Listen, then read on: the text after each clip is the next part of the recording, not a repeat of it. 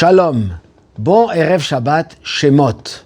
Le nom de la paracha est le nom du livre tout entier. Nous commençons le deuxième livre de la Torah, Shemot, qui nous raconte la descente en Égypte et surtout la sortie d'Égypte. Quand Dieu envoie Moshe Rabbeinu, Moïse, pour aller discuter avec le pharaon pour sortir les enfants d'Israël de l'Égypte, il annonce « Béni Bechori Israël ». Mon fils est né Israël. C'est-à-dire, Dieu appelle le peuple juif, ses enfants, et non pas seulement l'enfant, un enfant aîné. C'est la première fois dans la Torah où les Bnei Israël sont appelés les enfants de Hachem. Et pas simplement un enfant aîné. Quand on dit aîné, Bechor en hébreu, ça veut dire important. Pas simplement un fils, mais quelqu'un de très important. Et là, la question se pose. On a d'autres versets qui disent « Ve'na'ar Israël ohavehu » car Israël, Na'ar est un enfant. Katon Israël, et je l'aime parce que il est petit. C'est le prophète aussi. Alors, on est des enfants Bechor, grands, importants, ou on est petits. Qu'est-ce que nous sommes? Eh bien, essayons de comprendre. Quelle est la différence entre un fils grand, disons, et un fils petit?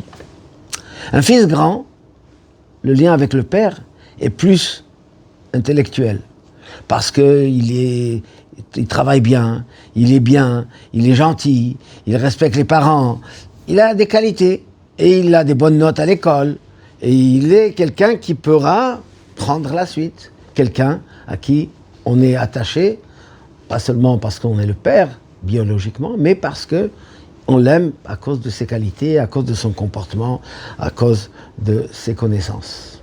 Par contre, un enfant petit, l'amour est plus expressif, on le sent plus, mais on ne sait pas ce qu'il va être.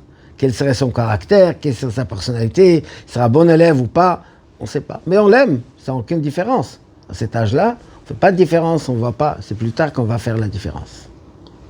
Eh bien, le peuple juif, nous avons en général, dans notre histoire, deux catégories, ou même dans chacun de nous. Le côté de celui qui étudie, qui sert Dieu, qui fait tout ce que Dieu nous demande. Lui, Akadosh Baruch Hu, il aime parce que il est ce qu'on va appeler tzaddik, c'est injuste, il fait tout ce qu'il faut comme il faut. Il est très bien, il est parfait, ou presque parfait. Alors, c'est logique, Dieu l'aime, il fait tout ce qu'il demande avec des efforts et des difficultés, mais il le fait. Et on a celui qui ne fait absolument rien, par ignorance, par méconnaissance, ou par quelle que soit la raison. Est-ce que Chas Shalom, Dieu ne l'aime pas? Non. Il est comme un petit enfant. Et un petit enfant pardonne même s'il fait des bêtises. À plus forte raison s'il ne fait pas de mal. Mais on ne sait pas ses qualités. Et même celui-là, le Père, il l'aime de tout son cœur. C'est comme ça, Akadosh Baruch Hu nous aime. Dieu nous aime à cause de nos qualités. Et même s'il n'y a pas de qualité, on n'est pas du niveau grand, mais au niveau petit, on a le même amour que Dieu a pour nous, et plus encore, c'est marqué, les fautes des petits-enfants, on ne les considère pas.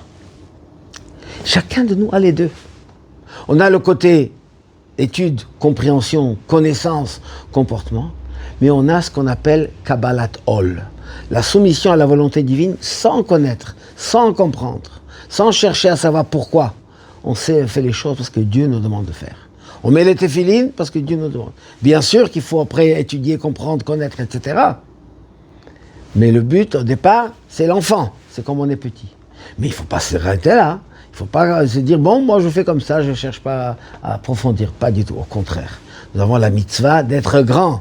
Et même grand Bechor. Et ça, c'est notre qualité. On est en même temps petit. Hachem nous aime comme des petits-enfants. Et Hachem nous aime par nos qualités. Et bien, quand Dieu nous aime, il va nous sortir de l'exil, comme il a dit à Moshe Rabbeinu.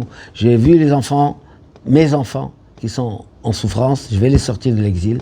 Eh bien, prochainement, très prochainement, Moshe Rabbeinu, qui marquait qu'il serait le premier rédempteur, il sera lui aussi le dernier, avec Mashiach, c'est encore un sujet comment les deux vont faire un, mais l'essentiel, c'est de sortir de notre exil, et on verra nos qualités de grands et de petits. Shabbat Shalom ou Mevorach.